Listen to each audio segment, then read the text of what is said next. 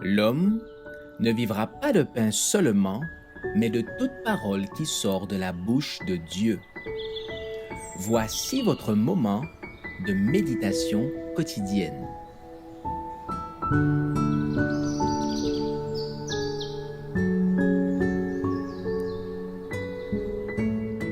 Avec Dieu chaque jour.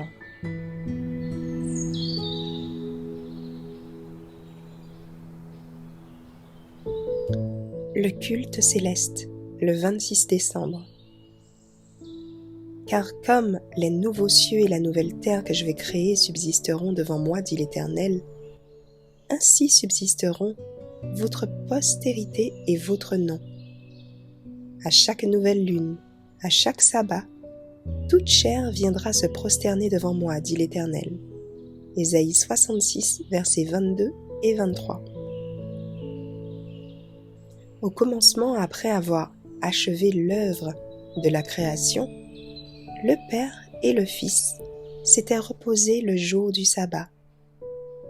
Quand eurent été achevés les cieux et la terre et toute leur armée, le Créateur se réjouit avec tous les êtres célestes dans la contemplation de ce glorieux spectacle.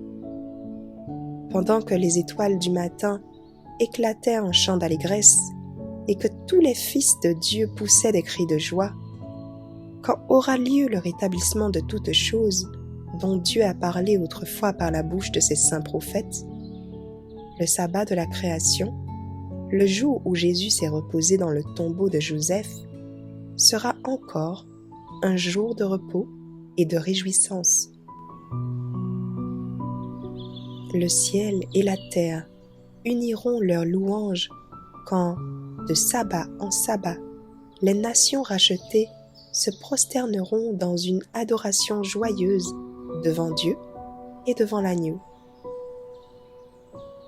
Le peuple des rachetés ne connaîtra d'autre loi que la loi du ciel. Tous les élus formeront une famille heureuse et unie. Ils seront revêtus de vêtements de louange et d'actions de grâce. Devant ce spectacle retentiront les mélodies des étoiles du matin, et les fils de Dieu feront éclater des accents joyeux. À chaque nouvelle lune, à chaque sabbat, toute chair viendra se prosterner devant moi, dit l'Éternel. Alors, la gloire de l'Éternel sera révélée, et au même instant toute chair le verra.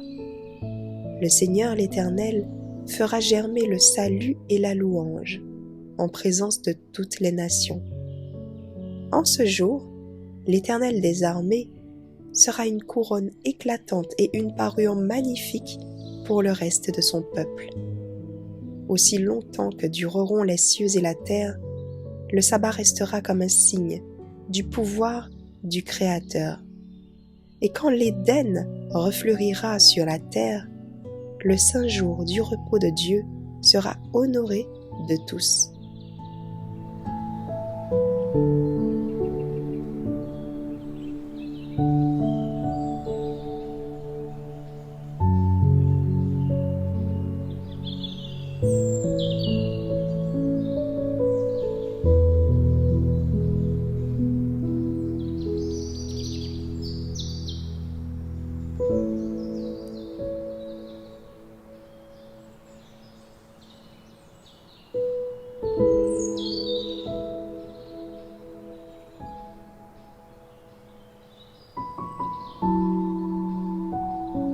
Merci d'avoir écouté cette présentation.